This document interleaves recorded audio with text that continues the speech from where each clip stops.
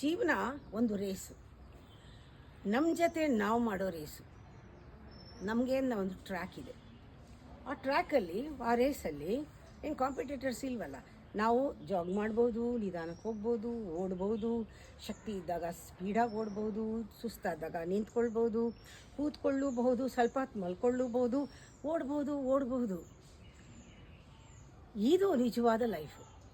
Usually ನಾವೇನು ಮಾಡ್ತೀವಿ, ಈ ಜೀವನನ ರೇಸ್ ಅಂತ ತಿಳ್ಕೊಂಡು ಬೇರೆ ಟ್ರ್ಯಾಕಲ್ಲಿ ಹೋಗೋದು, ಅವ್ರಿಗೆ ಕಿಟ್ಲೆ ಮಾಡೋದು, ಆ ಟ್ರ್ಯಾಕ್ನವ್ರನ್ನ ಎಳೆಯೋದು, ಕಾಲು ಎಳೆಯೋದು, ಕಾಂಪಿಟೇಷನ್ ಮಾಡೋದು, ಸ್ಪೀಡಾಗಿ ಹೋಗೋದು, ಓವರ್ಟೇಕ್ ಮಾಡೋದು, ಬೇರೆಯವ್ರನ್ನ ಬೀಳಿಸೋದು, ಹಿಂದೆನೋ ಯಾರು ಬರ್ತಾ ಇದ್ದಾರೆ ನೋಡೋದು, ಅಕ್ಕಪಕ್ಕ ನೋಡೋದು, ಹೀಗೆ ಮುಂದೆ ನೋಡ್ಕೊಂಡು ಹೋಗೋದೇ ಇಲ್ಲ.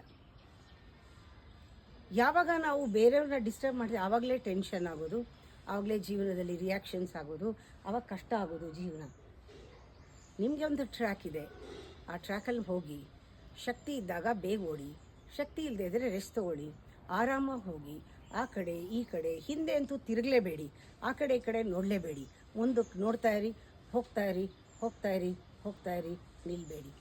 ಅದು ಆ ಕಡೆ ಈ ಕಡೆ ನೋಡಿದ್ರೆ, ಬೇರೆಯವ್ರ ಜೊತೆ ಕಾಂಪೀಟ್ ಮಾಡಿದ್ರೆ ನೀವು ಕೆಳಗೆ ಬೀಳ್ತೀರಾ, ಅವ್ರನ್ನ ಬೀಳಿಸ್ತೀರಾ. ಎಷ್ಟೋ ಸತಿ ನಿಮ್ಮ ಜರ್ನಿ ನಿಂತೇ ಹೋಗುತ್ತೆ.